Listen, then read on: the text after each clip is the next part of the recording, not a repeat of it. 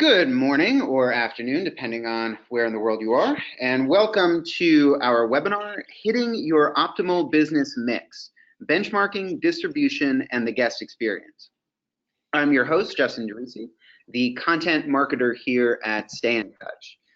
Today's presentation is going to be approximately an hour long. It will be divided into 15-minute segments representing each of the three brands presenting here today.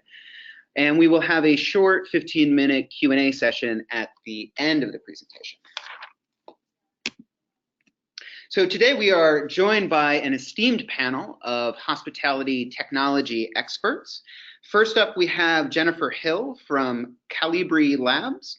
As Vice President of Client Solutions, Jennifer is responsible for partnering with clients to tailor plans for adoption and the effective utilization of products to achieve growth in profit contribution to their hotels. Next, we have Estella Hale from SHR. Estella is the Chief Product Evangelicus. She is the voice to SHR's vision, working to inform, persuade, and convert her colleagues as well as the hoteliers she serves towards the best in hospitality technology. Finally, from Stay in Touch, we have Pierre Botner. Pierre is the Senior Director of Product and Technology at Stay in Touch, shaping some of the most significant innovations in the areas of integrations, revenue management, and front desk operations. Moving on to today's agenda. We're going to cover a lot of ground today. First, we're going to look at the difference between guest paid and COPE revenue and why that matters. We're going to look at some different revenue opportunities, including how to redefine your competitors. We're going to look at different ways to focus your distribution channels to increase the amount and quality of your bookings. We're also going to look at how to create exceptional guest experiences for once they're on site. Finally, we're going to look at how to use the guest data captured in your PMS to further guest personalization.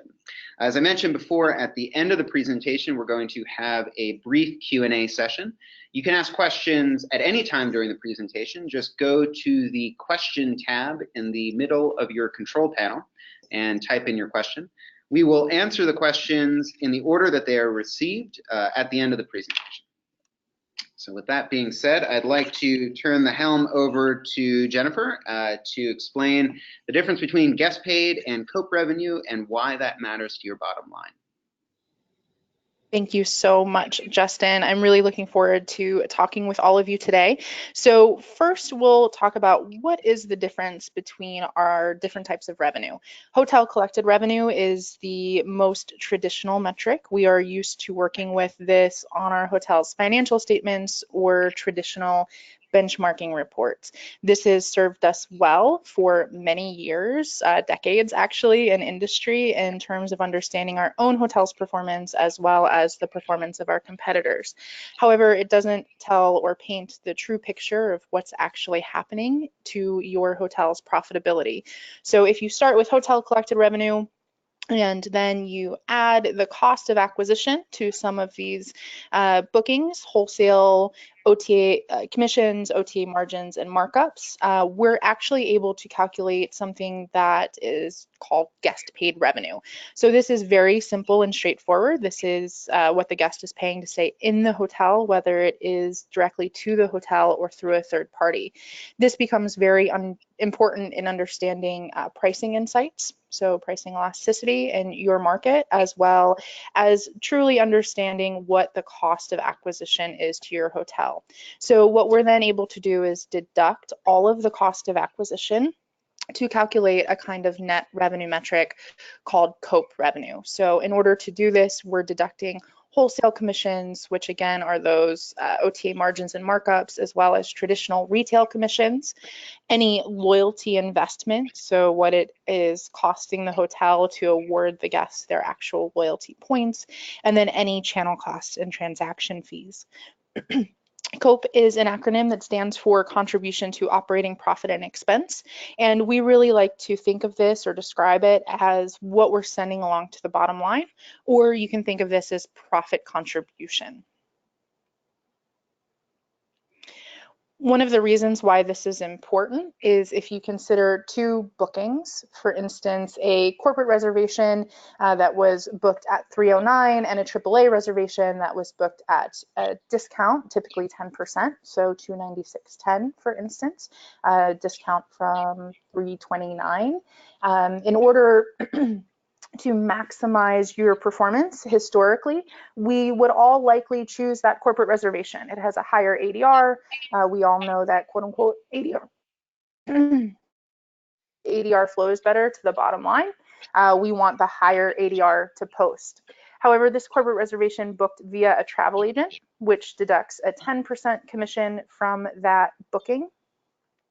They used the GDS, which incurred an additional transaction fee or channel cost, again, cutting into the value of that booking. And our corporate traveler is typically a loyalty member. So again, we are incurring a cost to award that guest their loyalty points, resulting in a net ADR for our corporate booking of 255 or 256. On the other hand, our AAA reservation was booked guest direct via brand.com. So you have a channel fee associated with that, but typically less than your GDS. And even if this guest is also a loyalty member and we incur the cost to award that guest their loyalty points, at the end of the day, we're still keeping about 275 or 276 from this reservation. So why COPE revenue matters, whether you're considering ADR or RevPAR, is that often bookings with higher ADRs end up netting less value to the hotel than the lower ADR booking that was booked through a direct channel. We all know that to be true superficially, top line, but here we're able to actually understand the true cost of acquiring that booking. Now, making the shift to COPE revenue is sometimes difficult. So teams who are utilizing this metric rather than the traditional industry metrics really need to come together as a revenue strategy team focused on improving overall business performance and managing the change of this very successfully. There are often questions that arise. Two of the top are, what if you lose traditional market share? So we're looking typically at a report such as STR where we're measuring the performance of our hotel versus competitors. That index performance is a measurement for success. It's a measurement for bonus and incentive programs. And any decline in that index share often indicates failure or underperformance. However, with the focus on COPE revenue, it is very possible that that index may shift downward, but the hotel may still be achieving greater profitability. The second top question that arises is, how do we know which business has higher profit contribution? We understand very naturally in today's age which channels tend to have a higher cost of acquisition, high commission channels. We all know that booking direct is obviously going to net the hotel more revenue, but identifying the specific rate category and channel combinations becomes even more critical in this particular effort. And with a granular view of detail into the reservations that are booked not only in your hotel, but in your competitor hotels really becomes the way to success and path forward. The best way to do this is to focus your efforts on redefining your competitors and how you're targeting opportunities in your market. So once we have established the value and importance of COPE revenue to our hotel's performance, what we really want to do is have each hotel then focus on their best revenue opportunities in order to pursue their best performance. No longer are we looking at this very narrow view of our competition, where we're comparing our hotel's performance to the average performance of our competitors. This is a traditional view. We have in the past limited our selection of competitors to things that are typically subjective. We have an understanding or perception of the hotel's business mix, group versus transient. We want to include hotels that are similar to us in chain scale or in product class. Geography obviously plays a major role in comp set selection. Very often, too, ego is a large part of this selection. Sometimes it's difficult to understand how our hotel would compete with a hotel that is a chain scale or two below our brand. However, guests don't always view it that way. So by looking at a widening view of our competition in the market, we're able to actually target competitors that we compete with specifically for certain types of business. An optimal business mix, in our case, a proprietary algorithm, but still working to understand in the marketplace, optimal business mix defined by widening your competitive view. You are able to identify competitors by rate segment and week part. We all know that we don't compete with the same group of hotels for weekday corporate business that we do specifically for weekend group business or even leisure segments like AAA or OTA. By identifying your competitors specifically by rate segment and week part, you are then able to target business that actually exists. And an optimal business mix will curate a hotel's needs for their own optimal performance based on profit contribution or the ability to optimize for profit contribution. What's really important and critical to the success of this is teams' ability to be more efficient and strategic in how they're targeting competitors for that specific type of business. So your strategy to target corporate weekday business can be focused just on the hotels where that business exists that you want and you don't yet have. And you can focus the team's competitive intelligence efforts just on that group of hotels, allowing your action plans to be surgically targeted. Similarly, if you are looking for a group weekend opportunity and there are group competitors that are different than your weekday group competitors, you can have two sets of action plans that specifically target each one of those week parts.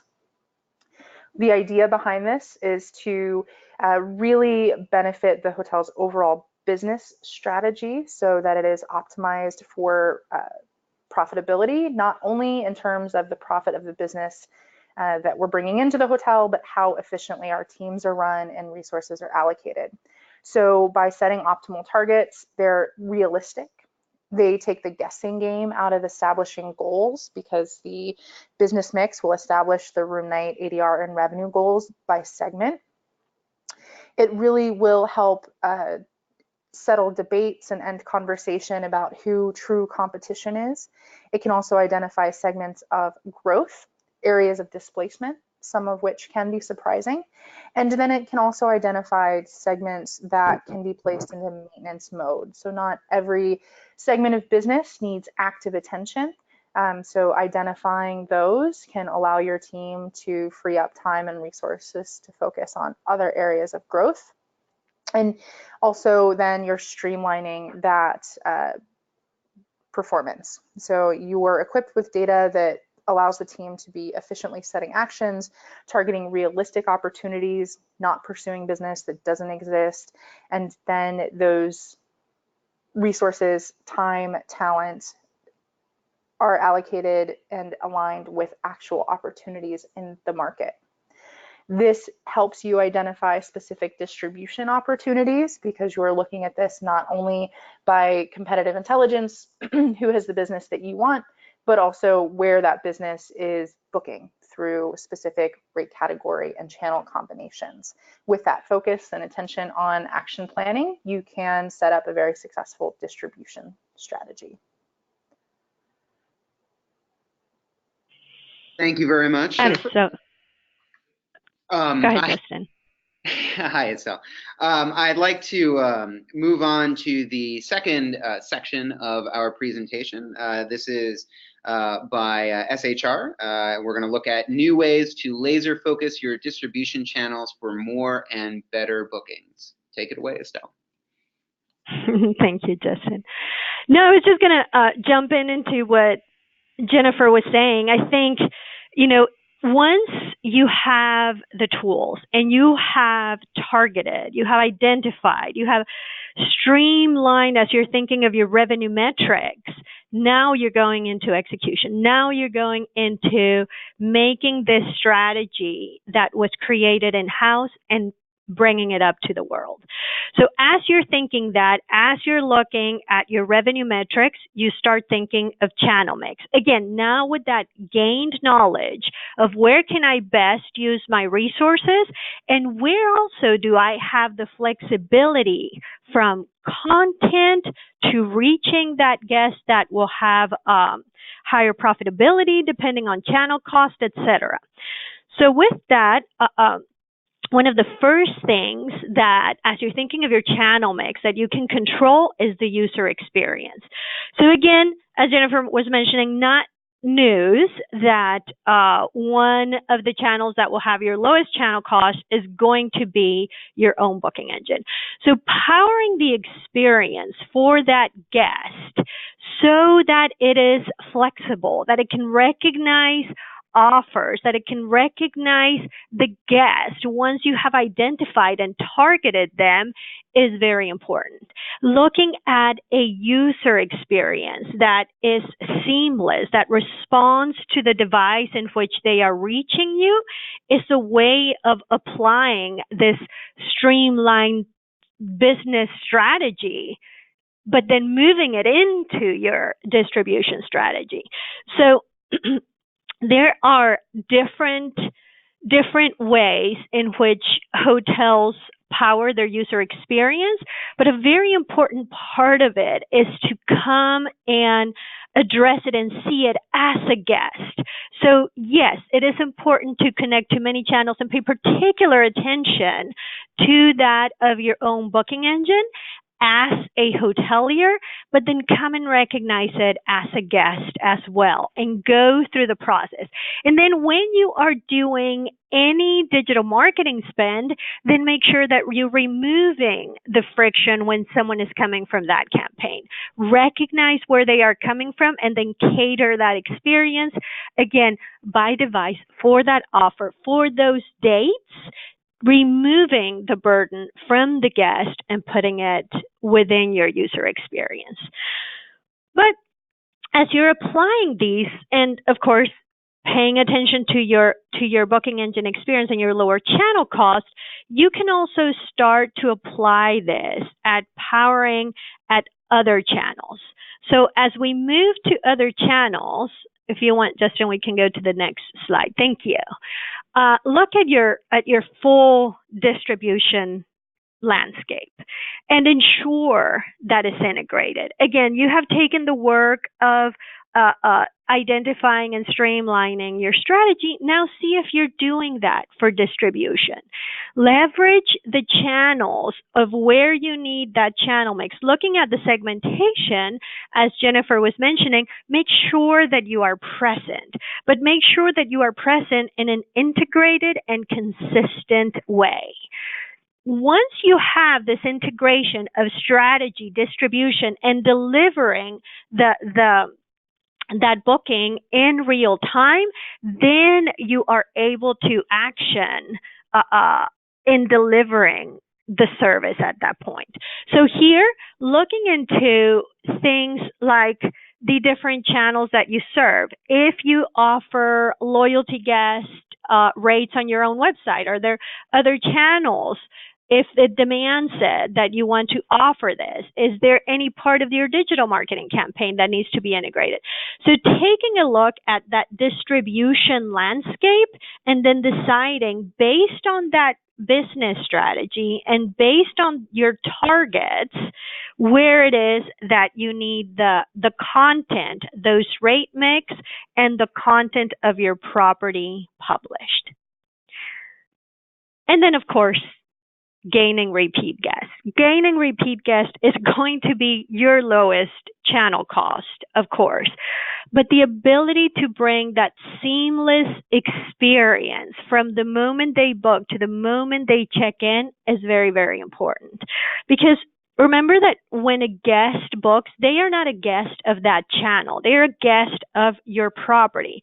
So of course, when you can bring your resources, when you bring your services to the guest, even before they have come in to stay, when you're serving it in that experience, whether it's through your booking engine or through any other channel that you have chosen, or any other channel that you have seen through the strategy mentioned earlier, is a market or a segment that you want to go after, that you want to cater to, then make sure that that experience is delivered, because then you can gain that repeat guest.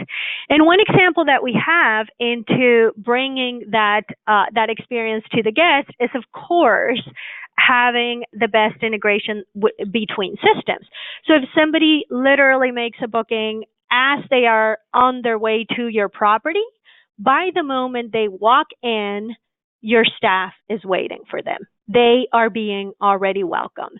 And you can deliver that experience, again, in that moment when they are booking and about to walk into your property, but you can also deliver it by catering options like additional services at the time of booking.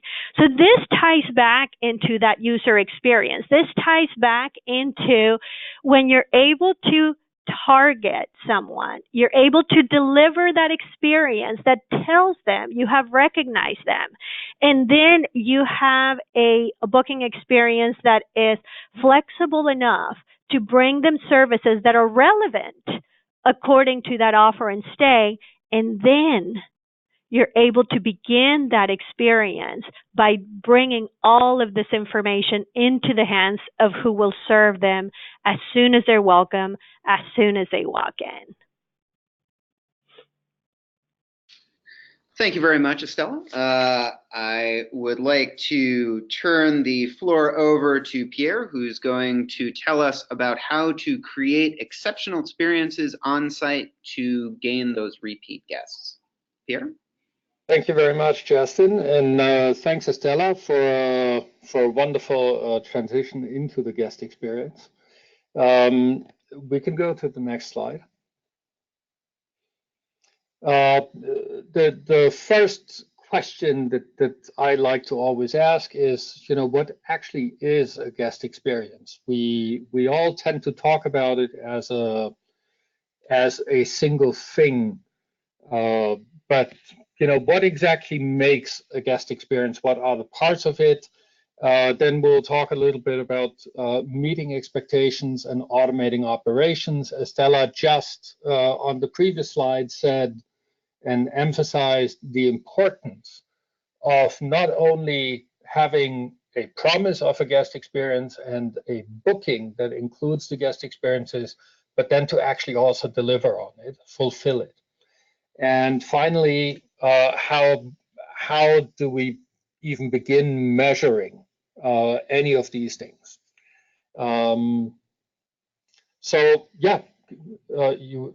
Next slide, please. So guest experience, as I said, it's not a single thing. It's not a tangible entity. There are many factors that influence the guest experience. A lot of them are not under our or under your control. They can be things as simple as the local weather. It can be things as dramatic as events that happen in the guest's life and that influence how the service will be perceived. What I certainly want to emphasize on, and just as Estella did just now, is the arrival at the hotel is not only part of the guest experience, it is your first impression. And while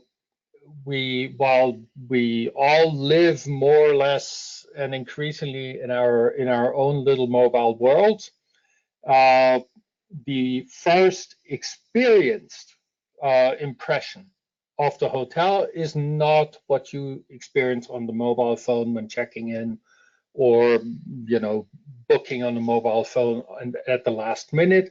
the first impression of your hotel is literally when the guest steps into the lobby or onto the grounds of the hotel. So I cannot emphasize enough how important this arrival preparation is. However, every single interaction matters.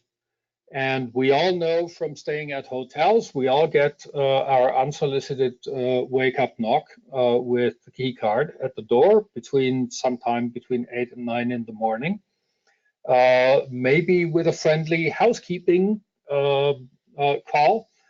And you have available today the information on whether someone is a stay, when someone arrived at the hotel, maybe someone checked in very late or even early in the morning, but somehow this information either doesn't flow through or is not utilized on the operational side of the hotel. So there are lots of information that are there that we're simply not using.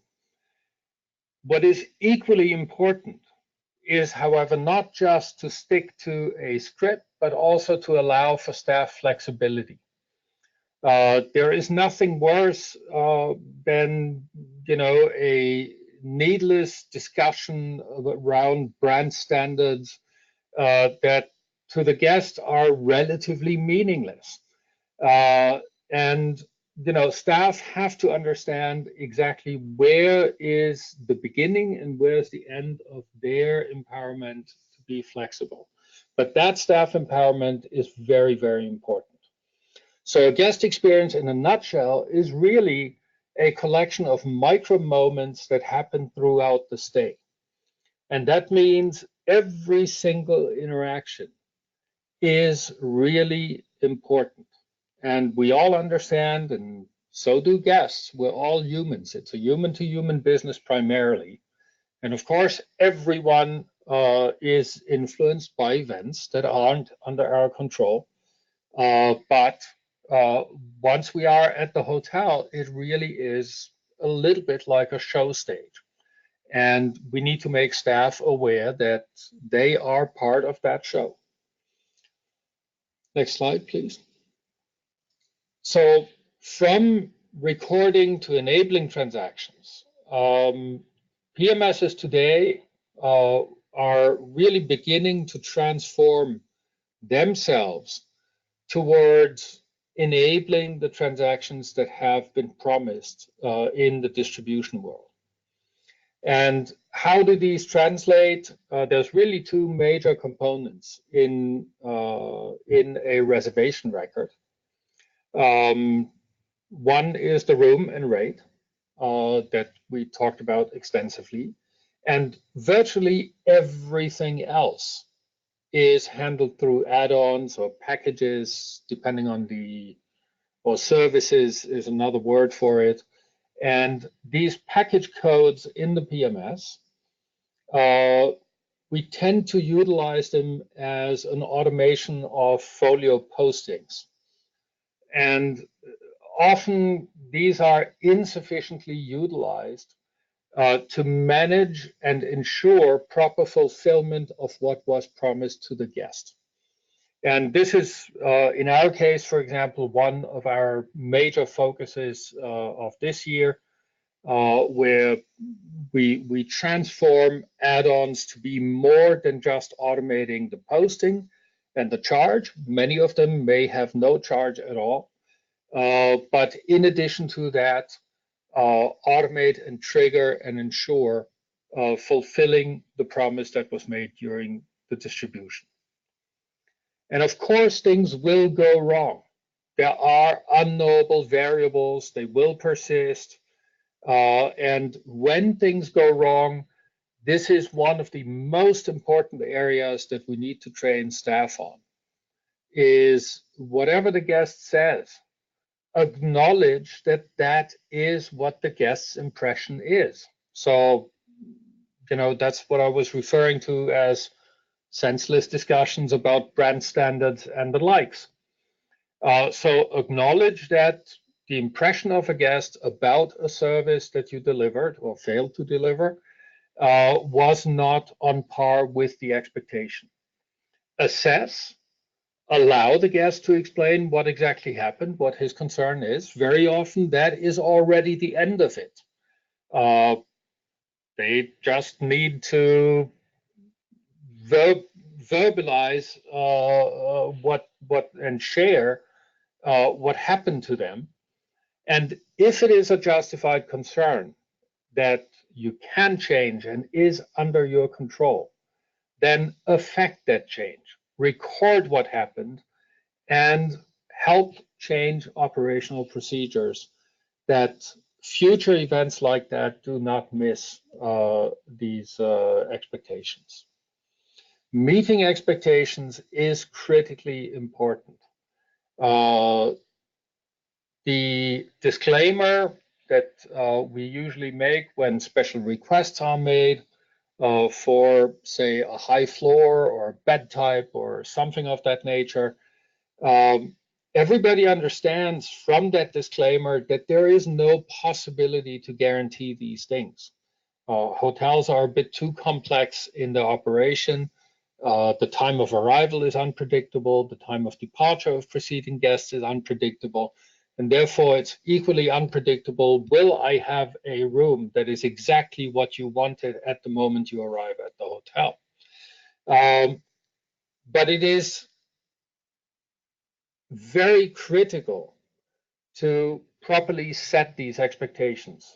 So if you cannot meet an expectation, it has to be brought up, and the guest should be informed at the moment of arrival, rather than checking the guest in, hope he never comes back or doesn't bother to complain, and basically send him or her off into her room that isn't a high floor or has the wrong orientation.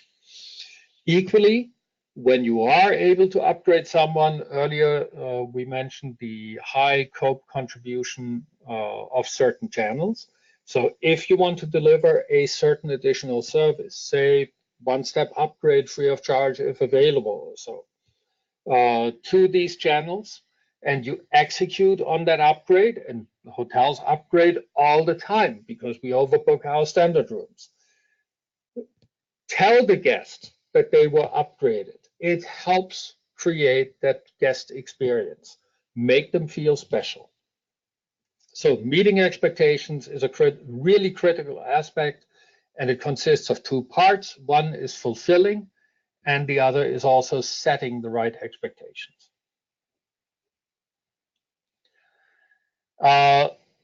It goes without saying that personalization begins with targeting, is followed through on the booking engine, but must be followed through all the way to the fulfillment on site. First and foremost, we want to focus on the main product.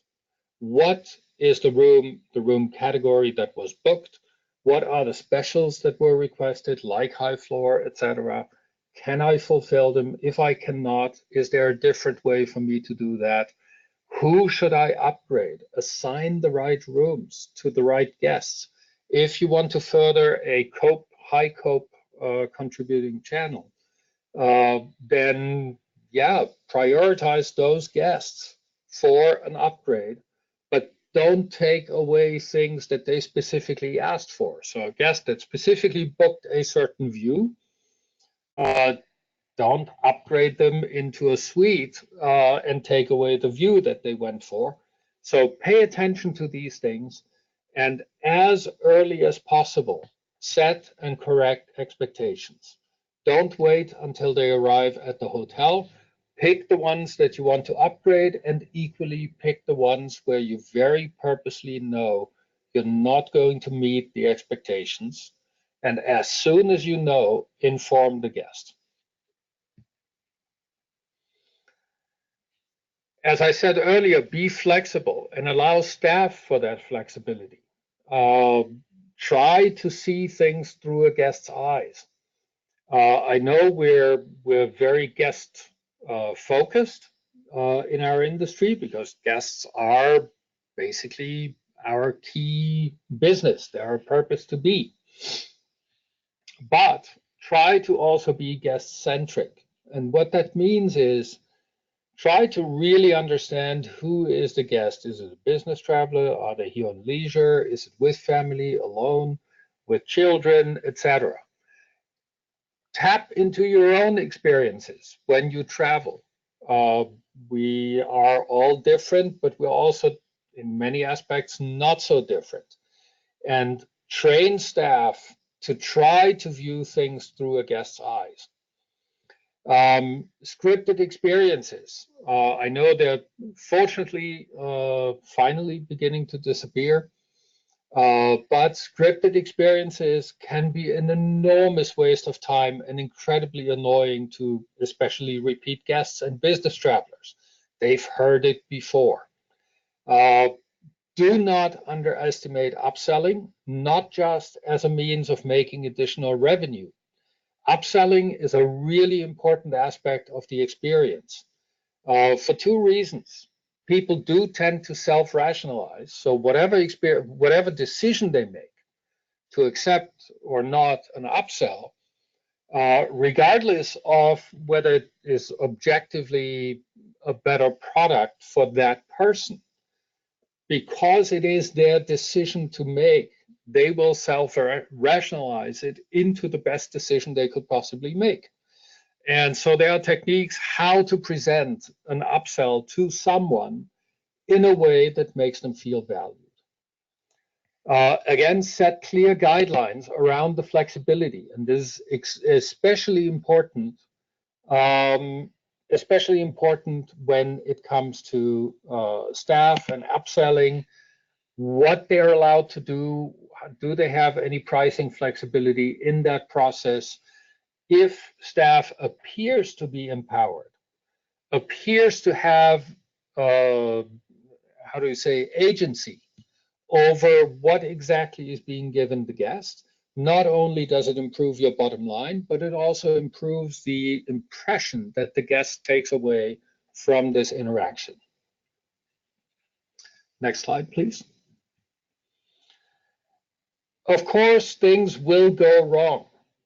Accept it, and don't just accept it as a, yeah, that's what happens, deal with it, and everybody is on their own to wiggle themselves out. But train your staff on difficult interactions, how to deal with these. Not everyone is trained on that from the outset. It is difficult, but it is really incredibly powerful once you start working through this. Acknowledge what the guest's pain is. It is very real in that moment. Assess what can you do, if anything, to fix it. Very often things are not fixable, and guests know that, and that's all right. Everybody acknowledges that, but acknowledge my pain, and I will insist less on you assessing and affecting a change that affects me directly. And if it is something that is more structural, then do make the changes. Allow for the reporting up where things consistently go wrong. Collect the information about difficult or guest interactions gone wrong, and affect change, meaning collect the information. Where are the areas where we most often make a mistake, and then see what can be done organizationally to do a better job. With that, allow also for experimentation. Not everything has to be a standard operating procedure. Standard operating procedures were created through decades of experimentation, yet we tend to cling on to them as if we need to experiment. The hotel operation is just another component part of the entire guest experience, and has to be allowed to experiment with new ways how to interact with our guests. When you experiment, be ruthless in assessing yourself. Don't insist on, because someone's hypothesis was favored, that this hypothesis must be true.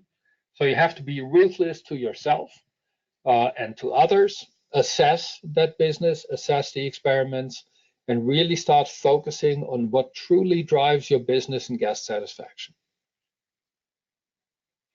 Next slide, please. The importance of accurate data, of course, cannot be overstated.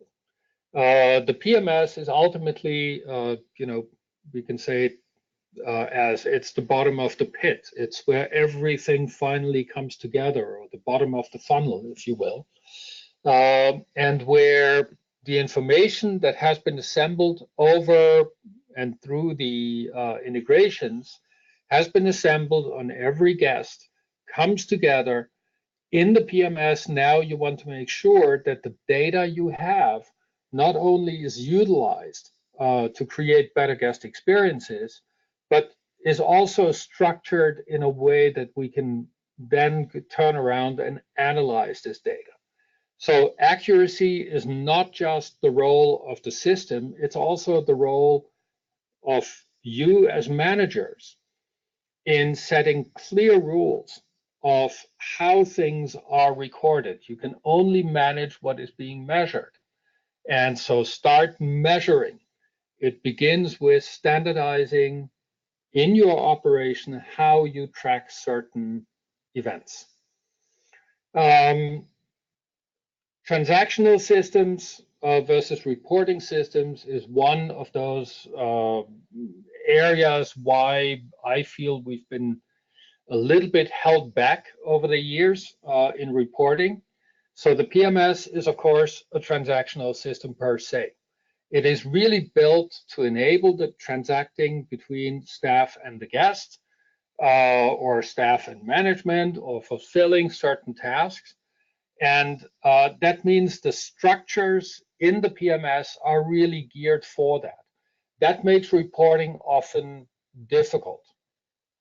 So when you look for PMS systems, really look at how do they provide the reporting data.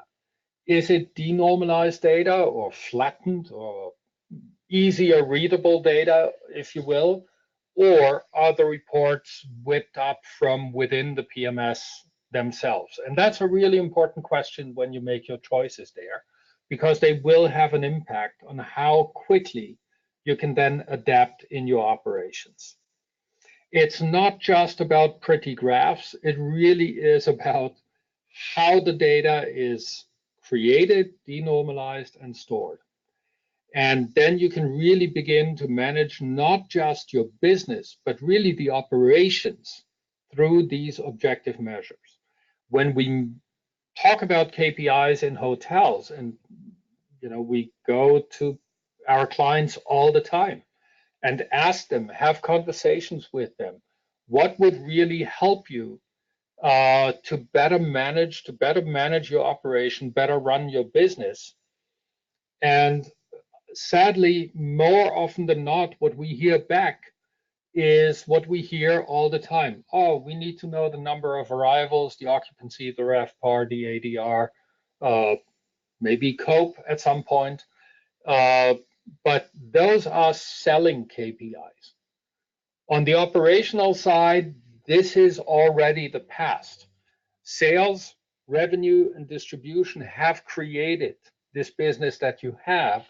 In order to be good at fulfilling these expectations, we need to reorient ourselves into, what exactly is this stage show that is a hotel, this dance of, different departments that seem to seamlessly connect. And we've lost this a little bit over the years, because rightfully so, we've had a lot of focus on digitizing the guest experience and the booking experience and integrating systems.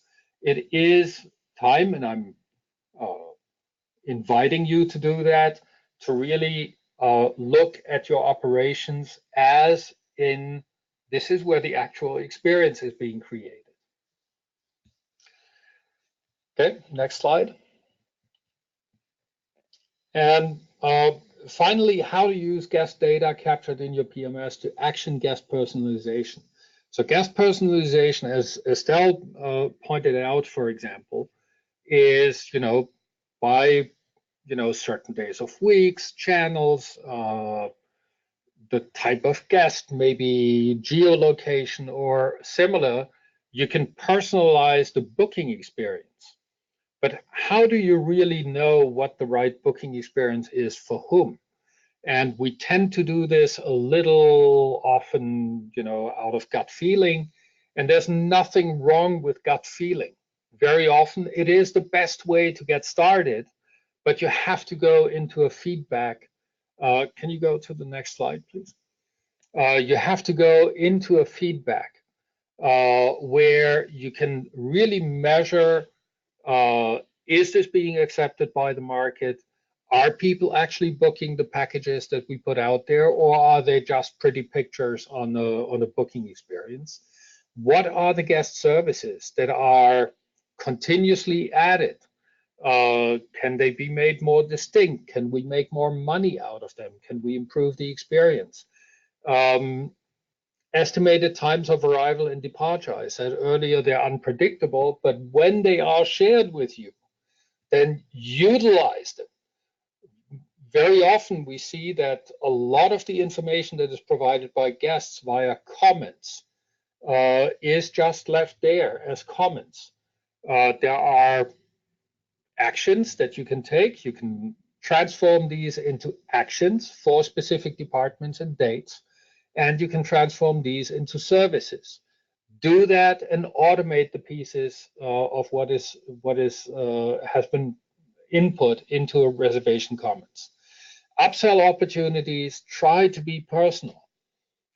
When you have a family with a child in front of you, it is a great opportunity to upsell a suite or a junior suite with a kitchenette, but don't present it as a category, present it as the benefits that are specific for them. If it's an individual business guest staying for one night, then maybe just a quiet room and some business amenities is the right upsell opportunity, and not going into a bigger room. And that, of course, is completely different if it is someone that stays for 3 nights or more. So try to really put yourself into the shoes of the guest, prepare your daily arrivals, also in terms of upselling, and put it into comments that are then visible by the agent.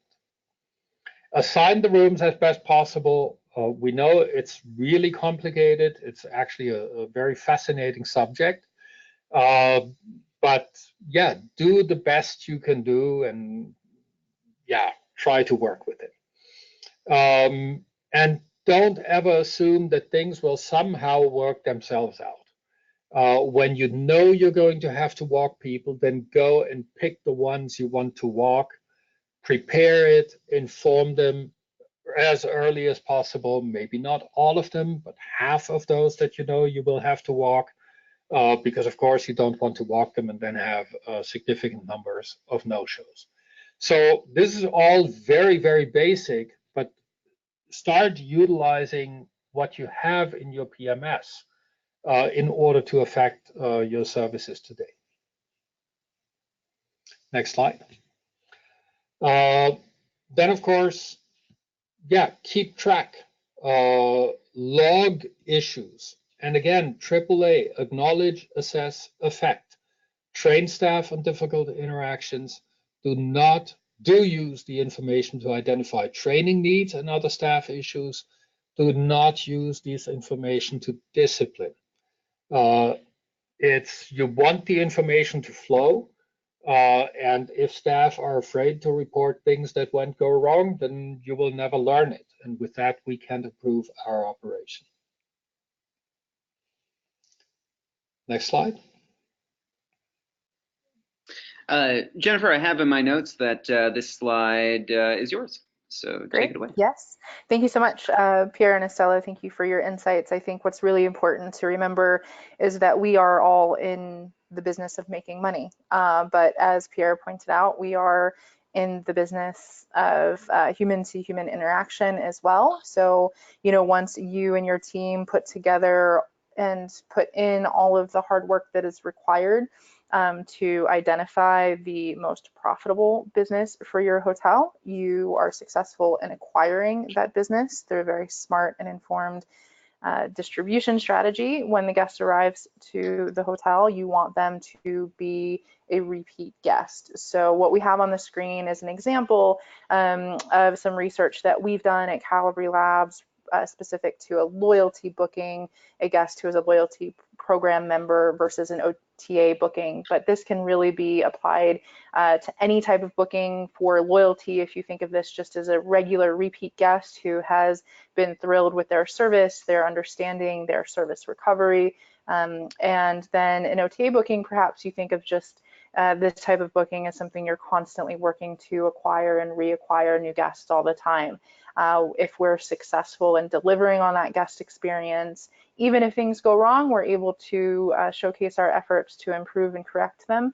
We will make it easier to execute on that profitable business strategy. So once we've defined it, we can continue to fine tune it and create wonderful guest experiences so that our business is successful all around. Thank you very much, Jennifer. And I'd like to thank all of our panelists for their insightful presentation. We certainly covered a lot of ground today. I'd like to give a few key takeaways just to give our listeners some time to formulate any questions they might have. First key takeaway is that it's important to evaluate your business strategy based on its profit contribution. And you need to widen your competitive view to identify realistic revenue opportunities. Remember, you're not just looking at hotels that are directly in your business model. You also want to look a little bit wider.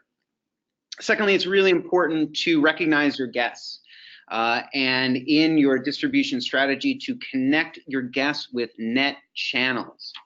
Finally, it's really important to don't chase perfection. I think Pierre reiterated a number of times that things will go wrong, and you have to take into account Moore's law, as it were. It's important to use data available to you today to be ruthless in your experimentations.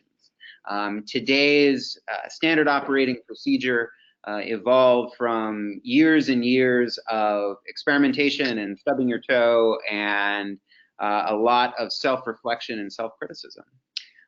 Don't hesitate to discard old norms. Things are constantly changing. Technology is constantly changing. Guest expectations are constantly changing. And you have to be aware of that to change with the trends and to stay ahead of the trends. So with that being said, I'd like to open the floor to questions. And Justin, if I may, I'm sorry, just one clarification. In distribution, the takeaway for our audience is, as they're looking into the channel mix and applying the strategy, it's easier to recognize those segments of guests when they're applying strategy, and it's easy to recognize the guest when they are in-house. So the recognize your guest in distribution is to connect to guests, not channels. Excellent. Instead of, it's not net channels, it is to always focus on who the guest you are connecting to. So the number of channels is not as important. Sorry, just wanted to make that distinction. Thank you. Of course, of course. So actually, before I move on to Q&A, I should mention a couple of housekeeping items. We got a couple of questions in the queue. So we are recording this presentation, and we will distribute the recording within 24 hours. If you want the slide deck, we can also distribute a PDF of the slide as well. On to questions. So we have one question to Jennifer. The questioner asks, what types of properties can benefit most from OBM? Really, any hotel is able to benefit from an optimal business mix. calculation. So even very high performing hotels that may not have a lot of room for growth can utilize the information to support their strategies, to serve as data validation for replication, and to really demonstrate to ownership and other key stakeholders that there is an opportunity, or may not be an opportunity, to grow more, so that they don't underperform expectations.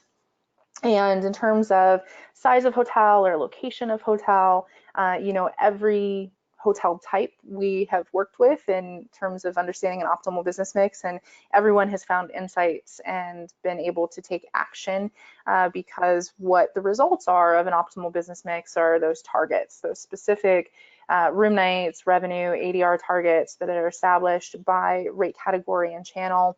So not all of the hotels in a portfolio may be pursuing the same exact combination of rate category and channel opportunities, but it's really custom to each property, allowing any type of hotel to take advantage of it. Very good. The next question is for Stella. And the questioner asks, must hotels create a proprietary booking engine for the best guest experience? Okay. Well, when thinking of that guest experience, as long as the booking flow is easy, it's intuitive, and it's integrated, meaning that it's bringing content based on where the guest came from, whether that was a landing page, a widget on their site, or digital marketing efforts, then really the most important part is that that experience is seamless, that it responds to the device they're coming from. But there's always efforts on the hotel side in which they can ensure that that guest experience is seamless. So some hotels can choose just out-of-the-box booking engine that comes from providers. We're, in fact, a provider that caters to hotels and provides them booking experience, and they're able to do the branding, again, take that guest point of view for the experience. But there's other hotels, chains, et cetera, that can create their own booking experience and booking flow at the creation of the website. There's many specifications and APIs that are open for creating that experience. So it can be depending on what they're trying to achieve, from an independent hotel to a multi-property or chain. But whichever route is chosen, just always take the perspective of that guest and test that booking experience as a guest. Test that targeted campaign or that targeted effort as a guest. That really is going to give you the best response if it is easy and if it is intuitive. Excellent. It's all about positive feedback loops. Experiment and then use those results to inform what you're going to do next. The third question is for Pete. Could PMS information be used proactively to alert on potential guest service issues? Yeah, thank you for that question. This really one area of focus that we have is to help better coordinate this. I refer to it as this dance or this stage play, which is really different departments that today very often sit in a bit siloed inside the system itself. And one of our big focuses is really to see how and if we can make this a little more fluid, in that not just the information travels through from one departmental area in the application to the other, but actually can serve and help to proactively alert individual departments of something happened in the data that requires you to do something else. It actually is part of this effort that we have around add-ons, where we really view this as the big master container of all kinds of guest services. Very good. Fourth question goes to Estella, and the questioner asks, are hotel booking engines and OTAs enough for distribution? Good question. Okay, so as we were saying earlier, when you're looking at your distribution mix, when you're looking at your channel mix, you're looking into connecting to those guests, not necessarily connecting to channels. So if you're applying the principles that we spoke of today, if you're applying the principles of revenue goal and ADR goal, you start evaluating there. Is everything that I need can be fed by OTA and booking engine?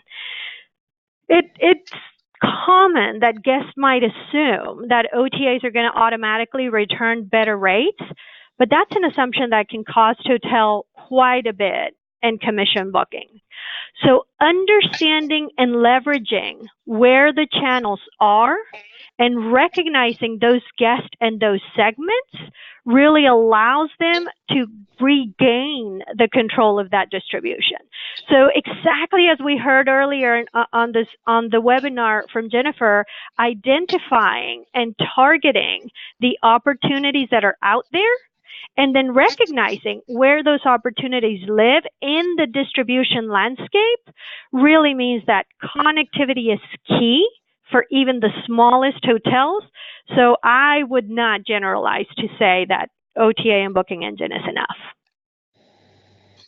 Question number 5 goes to Jennifer, and the questioner wants to go a little bit more into the OBM. They ask, what is the final output of the optimal business mix algorithm? For example, how does one take action on it? Sure, great question. So the output of the optimal business mix algorithm is a group of, or summary of the total opportunity available to a hotel. This can be considered essentially incremental demand. This is established by day and by rate category and channel combination. So a user, first, the total opportunity then is broken out into that rate category and channel combination so that it's really easy to see those targets. A user can then really focus their time and attention specifically on perhaps pursuing more AAA business through brand.com. They would have a list of competitors that have been established that they compete with specifically for that type of business that they can use for competitive intelligence, understand what those hotels are doing better in terms of merchandising or promotional participation to capture that opportunity, and then set surgical target plans in place. Potentially by day. So perhaps in Q2, it is only Saturdays where that AAA opportunity exists. You can establish a marketing strategy, perhaps for your brand.com website that focuses just on Saturdays. So if you're deploying digital marketing dollars, you might have the opportunity just to narrow down the focus. So the level of detail allows users to really be very specific to that particular opportunity, and that allows a user then also to measure it very specifically. Thank you very much. So I realize we are a little bit over the end time. We have 3 more questions. I'd like to very quickly get through them. I'm going to post my email address in the chat, so if you think of a question, after the presentation is over, feel free to shoot me an email and I will do my best to answer it or put you in touch with someone who can. Third to last question also goes to Jennifer. Questioner asks, what types of properties can benefit, or I'm sorry, what products contain the optimal business mix algorithm? Great question. So our Hummingbird PXM platform is the primary distribution for our optimal business mix algorithm. However, our reporting suite also includes variations of reports that are available on a one-time basis that include the output of optimal business mix. So, great for hotels that are just coming under new management or ownership, to introduce the new team to the opportunities that exist. And then for ongoing portfolio level support, we also have the ability to share optimal business mix results in a data feed on a quarterly basis or an annual basis, where those results are listed for a user for their entire portfolio. Excellent. Pierre, this question goes to you. Questioner asks, you mentioned add-ons being everything except rooms. Could you elaborate on that statement? Yeah, of course, not everything revolves around the system. Of course, I said this before, at the end of the day, it's a human-to-human experience. The way this maybe a little provocative statement came about is when we started looking at implementing allowances into our system, we realized that one of the key differences between allowances and traditional add-ons or package elements is that you have an automated notion of fulfillment. And that was a really interesting aspect of when looking at this. And this is really when we thought, well, actually what everything can be a guest service. I mean, in our system, it's called add-ons. But I really think guest service is a better name for that container.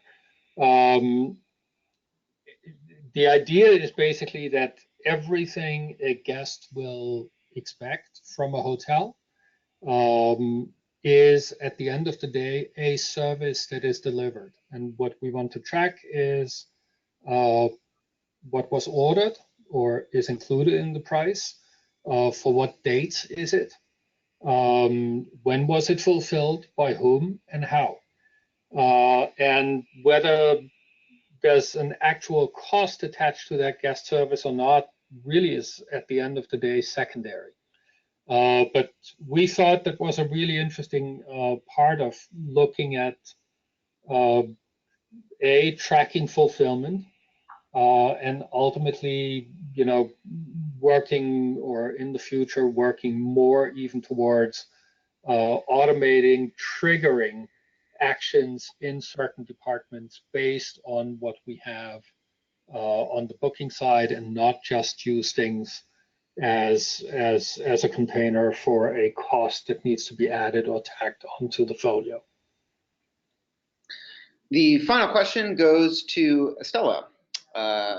Questioner asks, are there other things hotels can do to stay ahead of the game in distribution? It's actually a great question to round out the presentation. It is a great question. Thank you, Justin. Yes, it's some of the things the hotels can do. Some of the things fall under us, distribution and technology providers, and some of the things are where the guest is taking us. So to be ahead in the game of distribution is to see where distribution is going.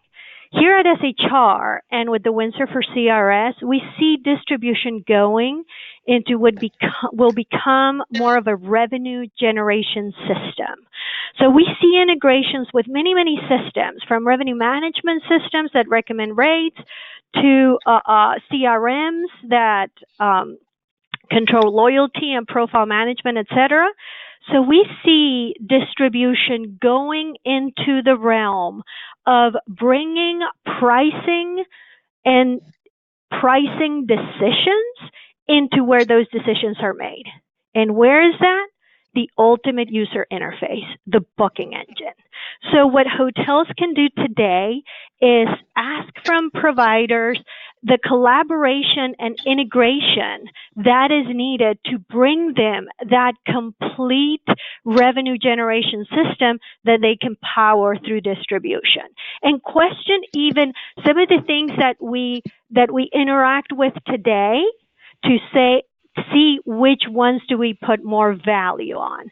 So I think today was just a great example of the webinar and companies that work together and that push a little bit where things or how things were managed before, how the contribution of a price was made. What should you recognize once they're in-house, and how do you recognize that where distribution is going?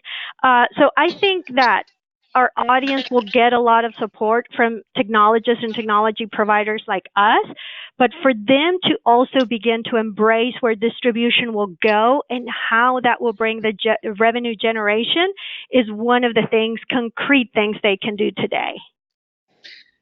Thank you very much, Estella. And I'd also like to extend my thanks to the other panelists as well for giving a very wide-ranging and very thorough presentation. Of course, I'd like to thank our listeners for choosing to join us today.